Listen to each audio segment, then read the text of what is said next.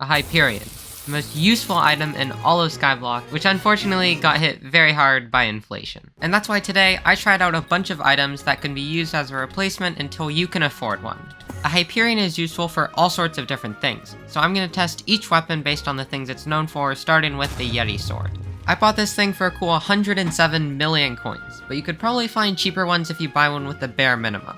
The only things you really need on it are 5 stars for dungeons, costing 1,100 ice essence, the Sapphire Gemstone slot for 20 fine Sapphire Gemstones, and Ultimate Wise 5 is extremely helpful.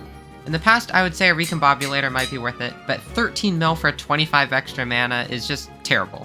I'd also suggest putting some base enchants on it. By the way guys, every single visual and sound effect that you saw I had to download, so, please subscribe, and not just ignore the subscribe, actually do it.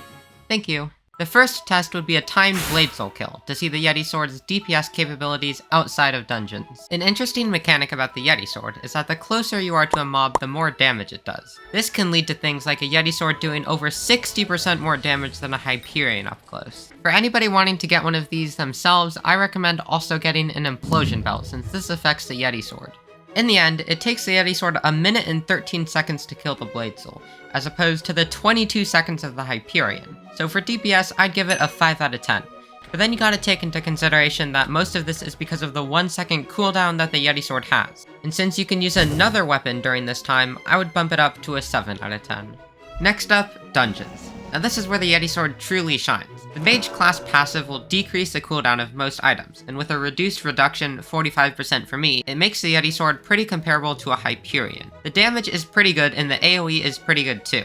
The best way to use it I've found is by looking at the floor in F5 and just spamming it whenever you're around mobs. The attack for the Yeti Sword is really strange, and it seems to work fine when I just look at the ground as if it's a Hyperion. If you have Optifine, I would really recommend turning off explosions to see though. Sadly, the Yeti Sword does have some flaws which you should know about. Since every time you right click, you technically block in Minecraft, your movement speed is crazy slow, and in addition to this, since mages have absolutely no HP whatsoever, getting close to mobs in order to do the most damage is tough, even for me. To effectively play Yeti Sword Mage, I recommend investing in speed from either a Max Sword piece instead of Storm, and tunings from Talismans into speed. For health, there's not much you can do besides basics like a Wand of Atonement and a Floored Zombie Sword.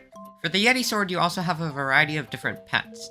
Sheep for the most amount of damage and least amount of HP, legendary baby Yeti pet for an in-between of both, and a blue whale for the most EHP but least amount of damage. Dungeons earns it a solid 7 out of 10, since paired with the right stats, it can shred through dungeon clears and boss fights. Overall, this thing is a beast, except for the cooldown. But as a mage in dungeons in floor 6 and maybe floor 7, it's pretty good. In the end, it's your choice, and if you have any questions about this and your setup, I'll try to answer them in the comments, depending on how many I get. Now for a much more known and much more expensive item, the 100 million coin Midas staff. I bought mine for 317 mil, and it's even more expensive now. Most of the time, if you buy your staff from the AH, it should come with at least a recom and Ultimate Wise 5, since this thing costs 500 mana per use without it. Now you know all the tests, so let me just skip to the results. The 100 mil Midas can kill a Blade Soul in just 46 seconds, close to twice as fast as the Yeti Sword, and again the limitations of it are its cooldown, since the Midas staff is one of, if not the best single hit damage item outside of dungeons. But basically, you could just use a different weapon in between the 1 second cooldown per hit for even faster times. It's still a far cry from the 22 seconds of the Hyperion, but it's not bad.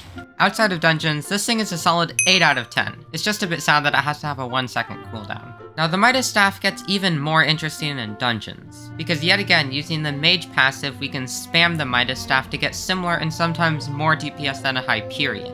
Albeit, the positioning does have to be pretty good, but to be honest, it's not that bad. I would highly recommend only getting a Midas staff if you can use a sheep pet though. The Midas staff eats away at mana, and the 20% reduction from a legendary sheep helps a ton. All of this gives the Midas staff a 9 out of 10 for dungeons. This is however in theory. You see, there's actually a bug right now where the Midas staff in its molten gold blocks arrows. And guess what class is important in every single dungeon floor? Yeah, Archer. Taking this into consideration, I would give it a 7 out of 10. Still good for clearing, but in boss you'll probably need a different weapon. Unless your stats are bad, it's a bit overkill for dungeons, and if you can, wait for Scorpius to roll around before you buy one. Lastly is a combination of items. The Fireveil wand and the Fire Fury staff. You've probably heard of the Fireveil since it can literally do a third of a Hyperion's damage for 15 million coins, but I'd say the Fire Fury is just as insane. For 1000 mana, which can be reduced to 500 with Ultimate Wise 5, it will basically increase your damage with the Fireveil by 50%. With both of them, you can kill a Blade Soul in 28 seconds, just 6 seconds slower than a Hyperion. And with a Hyperion and those two combined, not even joking, 7 seconds to kill a Blade Soul. 9 out of 10 for DPS outside of dungeons, since it's cheap as heck, but does require mobs to stand still. But since the Fireveil and the Fire Fury Wand are both secondary items, you can use something like a Midas Staff, Yeti Sword, or even Aurora Staff, in addition to the Fire Fury and Fireveil. Like always though, it has its downsides, because you can't even dungeonize it, making it entirely useless in dungeons. There we go, 0 out of 10.